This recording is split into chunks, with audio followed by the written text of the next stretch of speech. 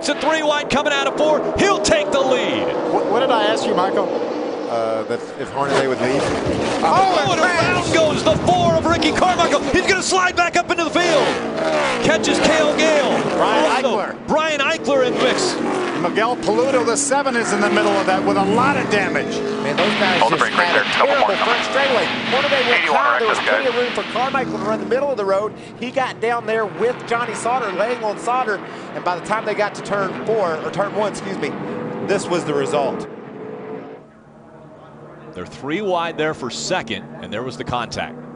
Looked like Johnny Sauter came up a little bit. Ricky Carmichael was halfway in the middle of that 3 wide battle. Wow. Look at the damage there when Brian Eichler makes contact with Ricky, and Miguel Paludo also with nowhere to go. He was right behind Eichler.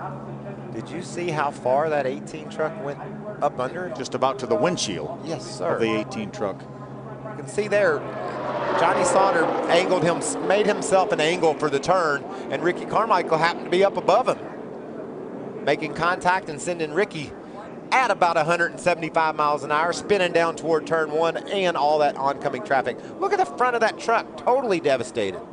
The 39 of Ryan Sieg looked like he got run into from behind. He also spun around.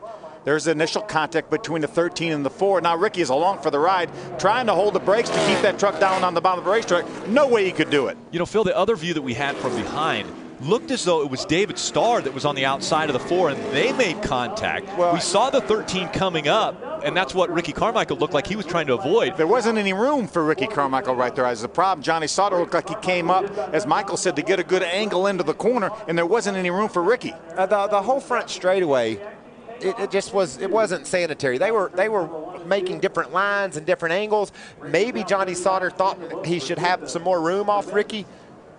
Let's ride along with the Monster Energy truck of Ricky Carmichael.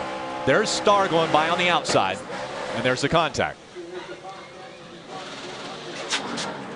Here comes the contact. Oh, again. Wow.